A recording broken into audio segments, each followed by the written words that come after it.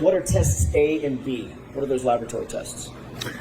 So these were the initial two tests that we did to get an idea of starting to test this hypothesis. As I mentioned, we weren't sure at 10 miles an hour what would happen to the taillight.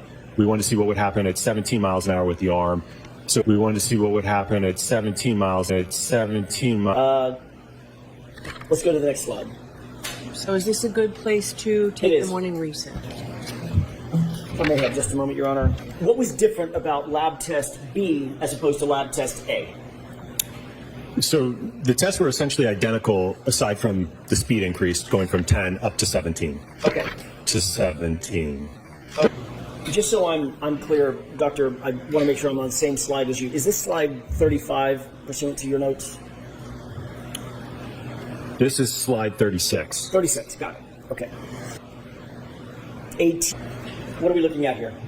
So this will be a video that you will see, much like you did in the other one, where the taillight will be accelerated up to 17 miles an hour into 17 miles. So more damage or less damage to the taillight at 17 miles an hour versus to the tail 17 miles.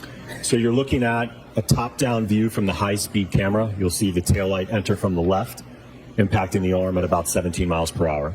About 17 miles. You're looking at another high-speed video. This is just a side view.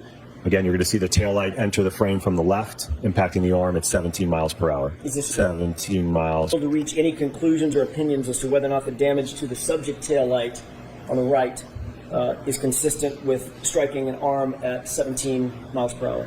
17 right rear taillight consistent with striking John O'Keefe's arm at 17 miles per hour. 17 miles. Slide 45, please. 45, please. What is this? You're looking at photographs post-test of the sweatshirt that the ATD was wearing at the time of the impact. Is this the 17 mile an hour impact?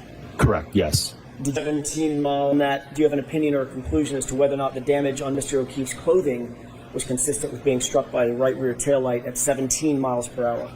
At 17 miles. So going back to these terms that we've talked about, this is the acceleration trace of the 17 mile an hour. These terms that we've talked about, this is the acceleration trace of the 17 mile an hour impact test.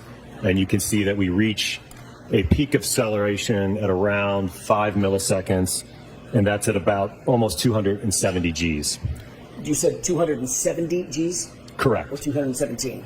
270. Thank you. 70. 5 mil, and that's at about almost 270 Gs. You said 270 Gs? Correct. Or 217? 270. Thank you. 70. Can we go to the next slide, please? What is the delta V as it relates to the 17 mile an hour lab test? 17 mile an hour. And if I may just point out with the temperature. So one of the things you may see here is that due to the reflective chrome here, this is just an artifact of that being really reflective. So when we look at the average temperature profile of the taillight for this test, the average was approximately 17 degrees Fahrenheit. 17 degrees Fahrenheit. 17 Over here on the right is the thermal image of the taillight after the install. So the average temperature of this taillight during the test was approximately 17 degrees Fahrenheit. 17 degrees. 10 miles per hour, 17 miles per hour, 17 miles.